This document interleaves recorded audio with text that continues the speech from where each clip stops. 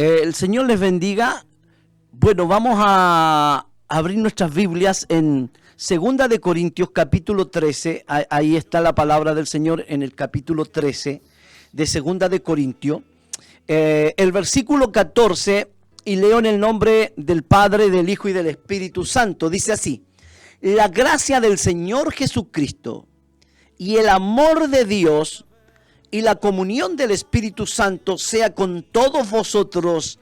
Amén y amén.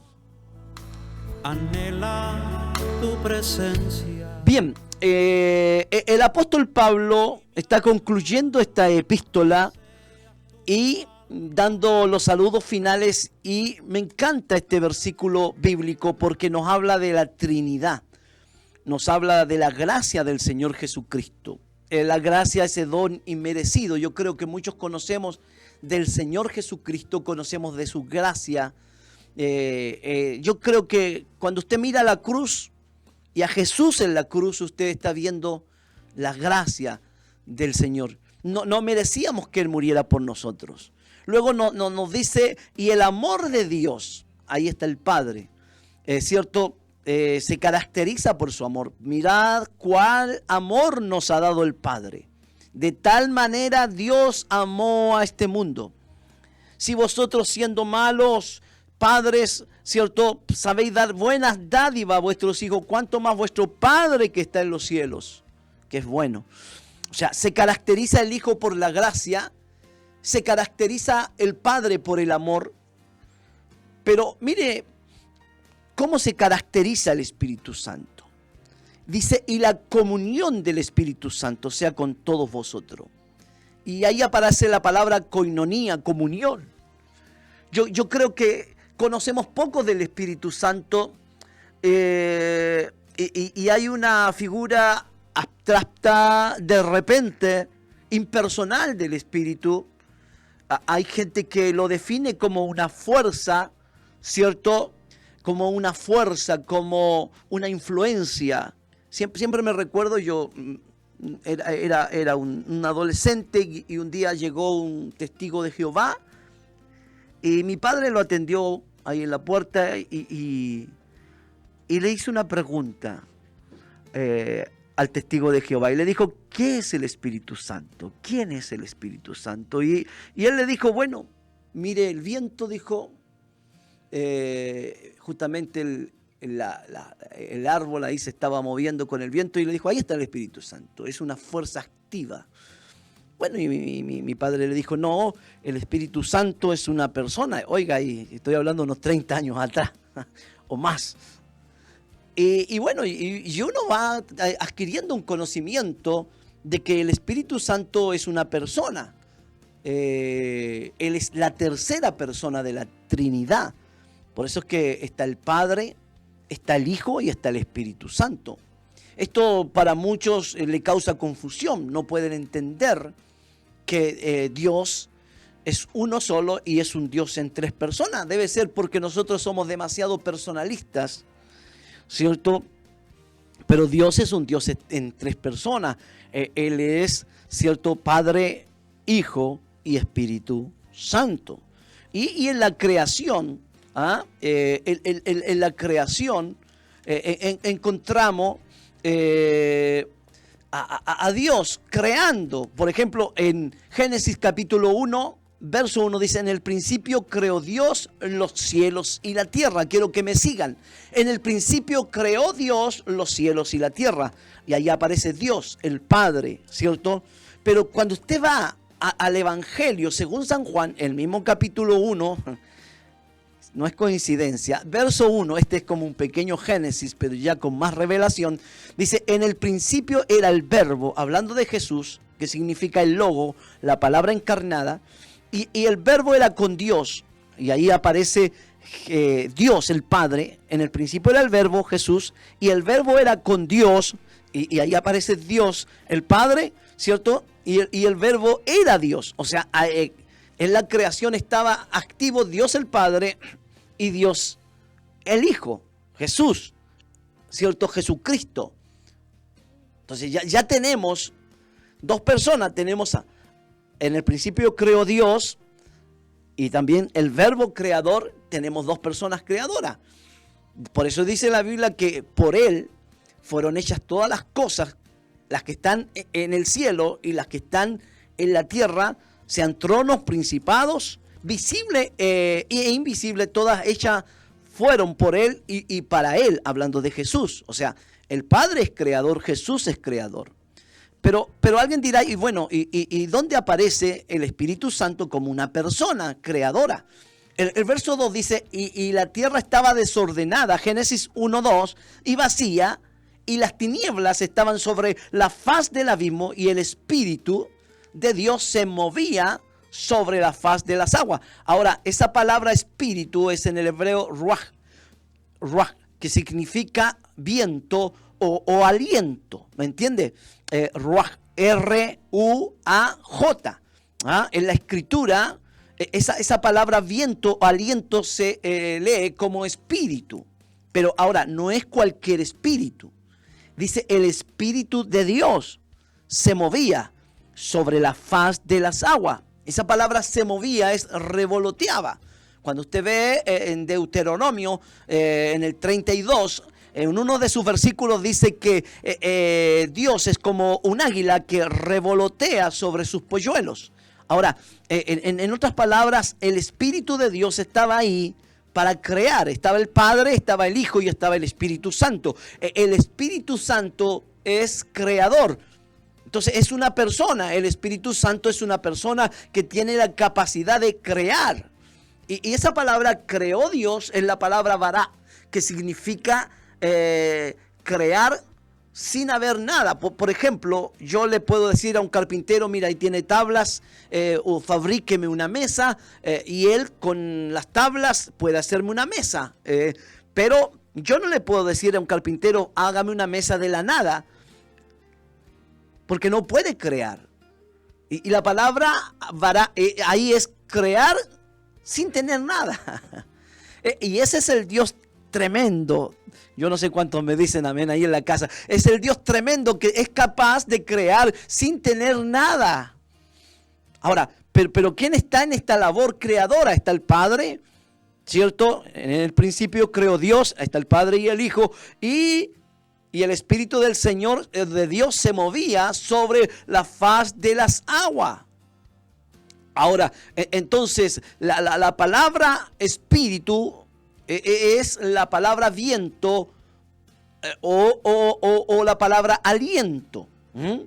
Que quiere decir que cuando nos referimos al espíritu es el aliento de Dios. Pero es una persona. ¿Por qué? Porque tiene intelecto, porque es inteligente. Cuando usted lee en Corintios, dice que el Espíritu de Dios todo lo escudriña, tiene inteligencia. Y escudriñar significa, ¿cierto?, investigar profundamente algo.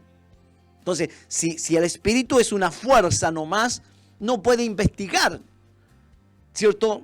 No, usted no puede decir el viento investiga. No. Pero el Espíritu escudriña, investiga, conoce lo más profundo de Dios. Entonces, tiene características de una persona, tiene inteligencia. El Espíritu es inteligente.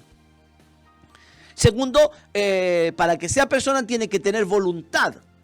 Voluntad, ¿cierto? Cuando usted tiene voluntad, es una persona, esto lo hago como yo quiero, cuando quiero, porque yo tengo voluntad. Y también dice en Corintios, cuando habla de los dones, que el Espíritu repartió a cada uno según su voluntad.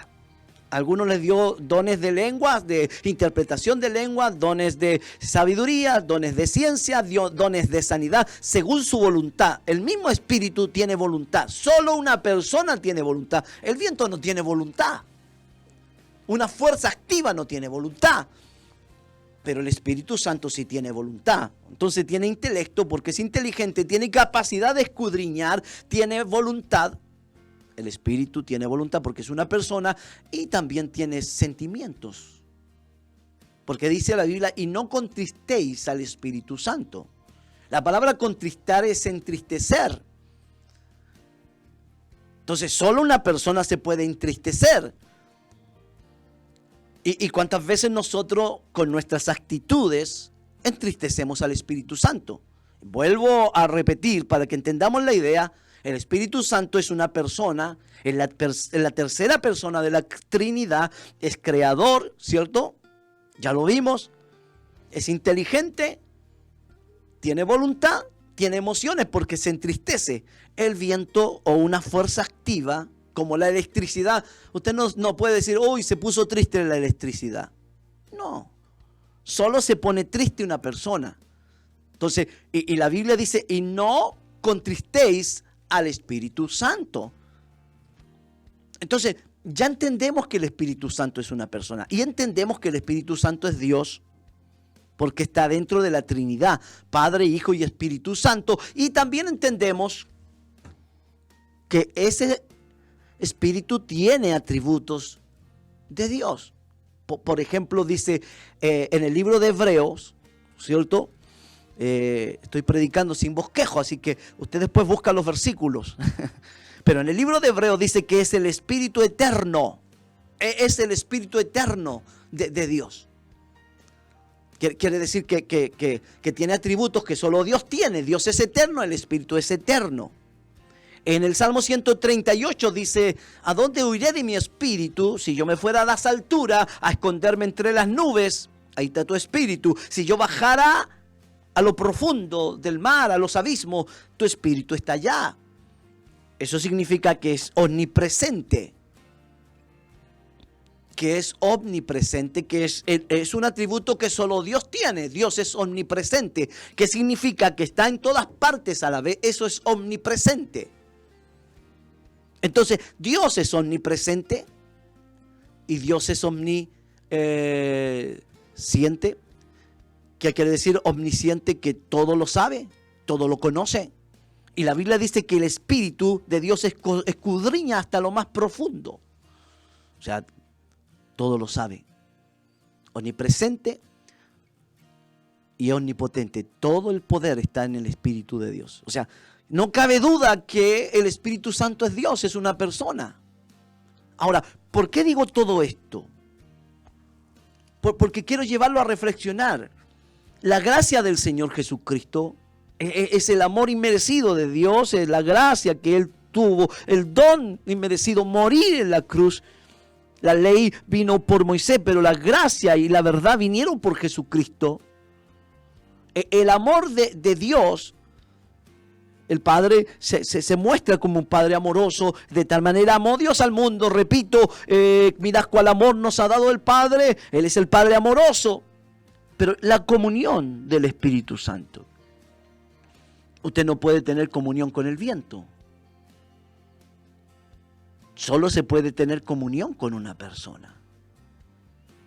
Y yo creo que el Espíritu Santo es la persona olvidada por nosotros, que a veces creemos que es poder, pero el Espíritu Santo no es un poder. Nos da poder, amén, pero no es poder. Ahora, hay símbolos en la Escritura. Por ejemplo, el fuego.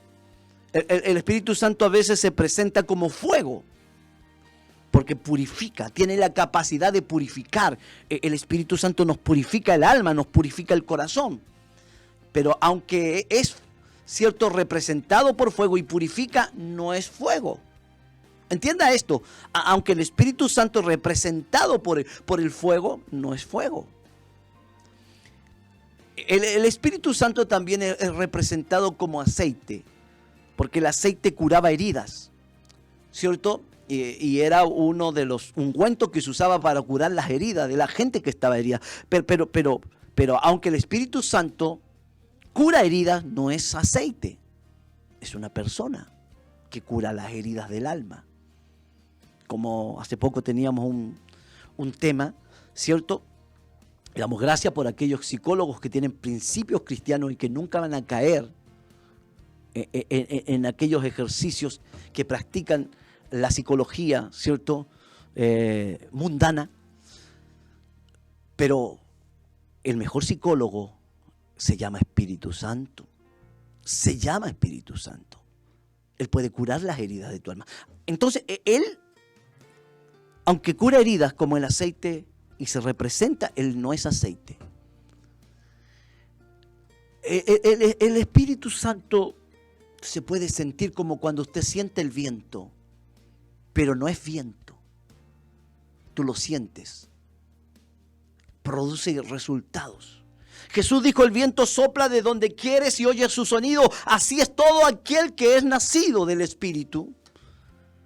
Quiere decir que el viento no se ve, pero se ven sus resultados. Cuando mueve las hojas, ¿cierto? Así también se ven los resultados. Cuando Dios está en nosotros, el cambio de vida, la transformación, las obras nuevas que hacemos. Pero aunque Él se siente como el viento, Él no es viento. El Espíritu Santo también es representado por el agua. El agua sacia la sed. Y aunque el Espíritu Santo sacia la sed, Él no es agua. Él es una persona. El Espíritu Santo es una persona. Muchas veces cuando yo era un joven predicador, lo confieso, tenía poco conocimiento. Sabía que Jesús y que Dios y el Espíritu Santo son uno, yo lo sabía. Sabía desde el principio, como le conté al principio la experiencia de mi padre con el testigo de Jehová. Yo sabía que el Espíritu Santo era una persona, pero por ahí me confundía. Y cuando yo era un joven predicador, unos 18 años, decía yo, ¿cómo? Entonces le digo, lléname de poder, lléname del Espíritu Santo si es una persona. Y no lo entendía. Pero con el tiempo uno va conociendo, porque investiga, porque ora, porque lee, porque escucha también a otros. Y aprende que el Espíritu Santo, aunque me da poder, Él no es un poder. Él es una persona que me da poder.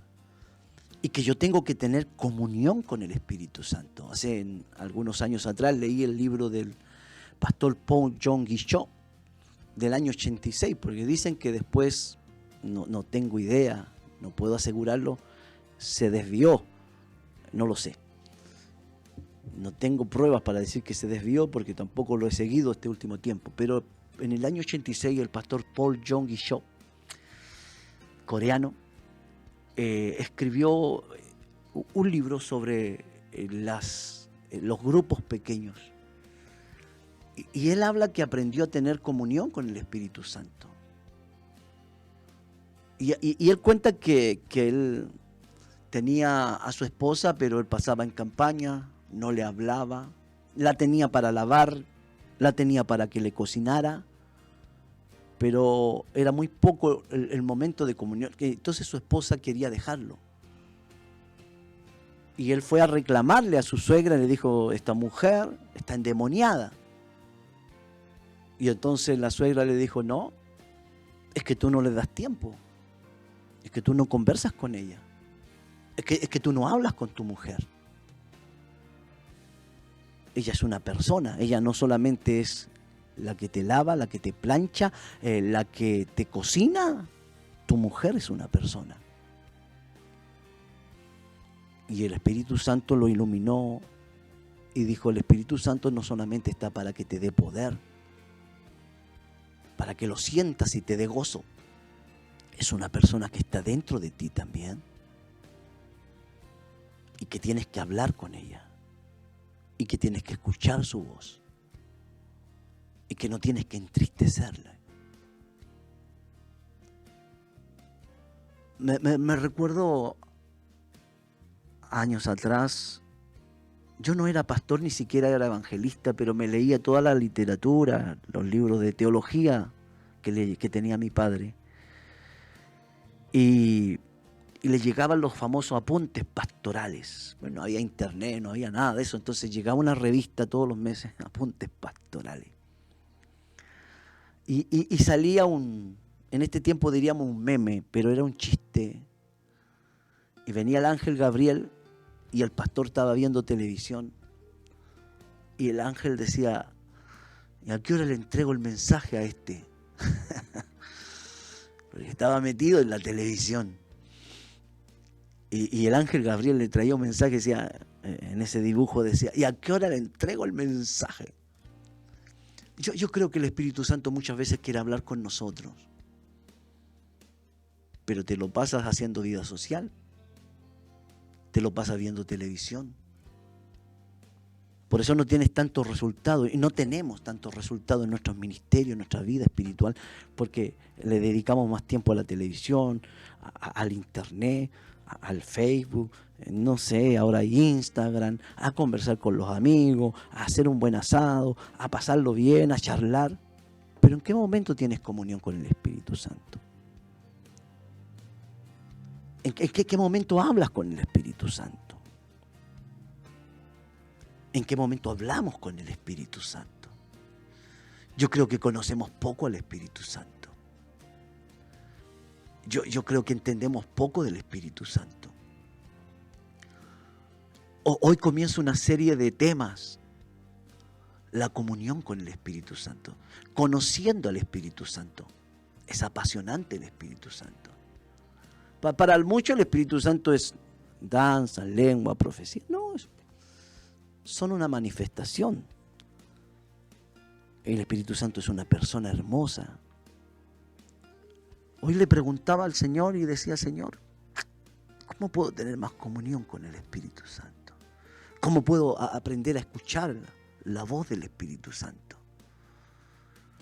A veces oramos como papagayos y no nos callamos nunca en la oración para escuchar la voz del Espíritu Santo.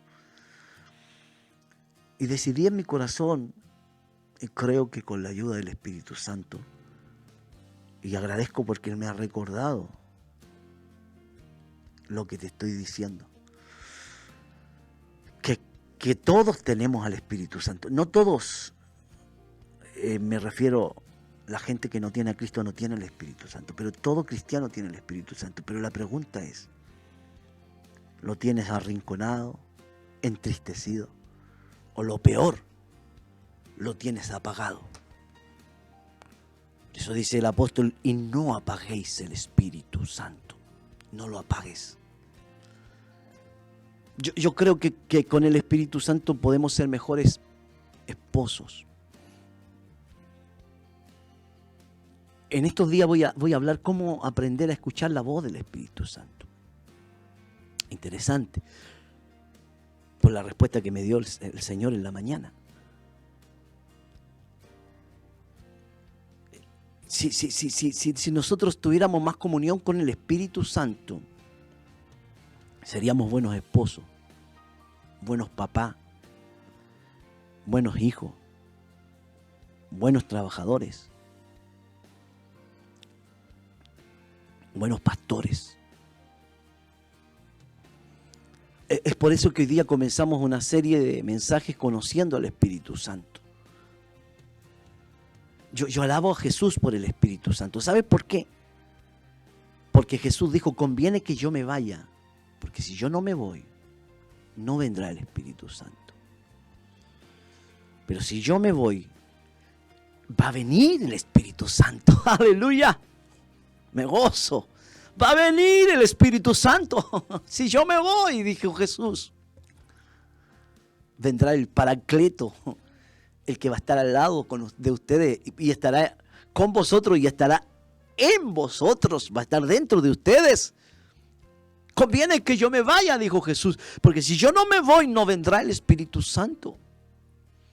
Por eso, amigo, si tú me estás escuchando y dices, pastor, me gusta lo que usted habla, yo no soy evangélico, nunca recibí a Jesús. Lo primero que tienes que hacer para que el Espíritu Santo more en ti y te haga el buen padre, el buen hijo, la buena madre, el buen trabajador, lo primero que tienes que hacer es recibir a Jesús.